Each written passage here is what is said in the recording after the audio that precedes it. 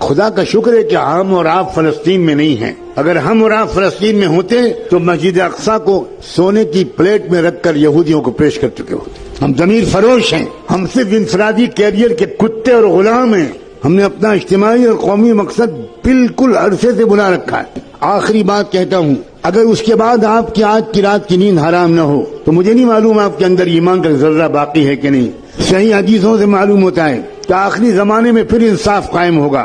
میں اس لیے کہہ رہا ہوں کہ پوری یقین سے کہہ رہا ہوں کہ نظام عالم بدلنے والا ہے. نظم عالم بدلے گا، نیا ورلڈ آرڈر آئے گا، ظلم کا دور ختم ہو کر رہے گا، انصاف کا دور قائم ہو کر رہے گا.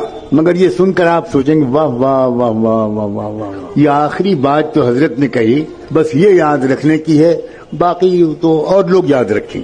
جب انصاف کا نظام قائم ہوگا تو ہمیں کیا فکر کرنے کی ضرورت ہے. اب سنیے آگے، امام مہدی کے جس جماعت کے ذریعے سے دنیا بھر میں ایک نیا ورلڈ آرڈر آئے گا، امام مہدی کے ساتھ صرف 12,000 مسلمانوں. سن رہے ہیں آپ؟ 1 ارب مسلمانوں میں سے 12,000 اللہ تعالیٰ چھانٹے گا. اس کا مطلب یہ ہوا کہ 12,000 کو مائنس کر دیجئے، باقی لوگ اللہ کے نزدیک مسلمان ہی نہیں. یہ ہے کیفیت. ہوش میں آؤ لوگوں، بے ہوشی سے نکلو. اپنی بیویوں کو سمجھاؤ کہ بہت ہو گیا میک اپ، بہت ہو گیا مسخرہ پن. کچھ لمحے کے لیے سیریس گفتگو بھی کرو اپنی فیملی سے. مستقبل اسلام کا ہے، میں قسم کھا کے کہہ رہا ہوں. مستقبل یہودیت کا نہیں ہے، مستقبل صہیونیت کا نہیں ہے، مستقبل برہمنیت کا نہیں ہے، مستقبل اسلام کا ہے. لیکن میں مستقبل مسلمانوں کا ہے یہ نہیں کہہ رہا ہوں. بہت فرق ہے دونوں باتوں میں. مسلمانوں کا مستقبل اور اسلام کا مستقبل.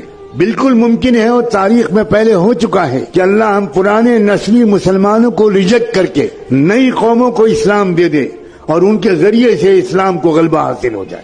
نسلی مسلمان ناکارہ ہو گئے.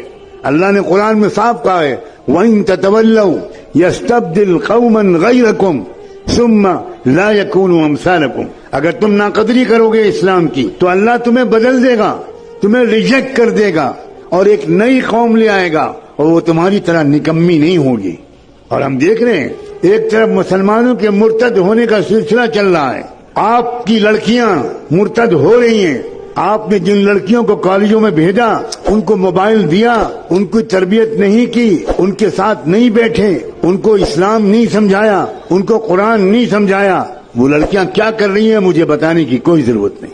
آپ اگر بے خبر ہے تو سوائے اس کے کہ آپ ماتم کریں، ایک بار صبح اور ایک بار شام، اس کے سوا میں آپ کو کوئی مشورہ نہیں دے سکتا. اور ایک طرف کیا ہو رہا ہے، روزانہ کم سے کم 50 یا 100 غیر مسلم اسلام قبول کر رہے ہیں. مسلمان ریجیکٹ کیے گئے اللہ تعالیٰ. جاؤ تم، جاؤ مندروں میں گھنٹہ بجاؤ اور آؤ تم آؤ. اس غزہ کے واقعے نے ایک عجیب طرح کی فتح دی ہے. وہاں تو جنگی فتح تو ہو ہی رہی ہے، وہ قوم پوری کے پوری شہید ہونے کے لیے تیار ہے.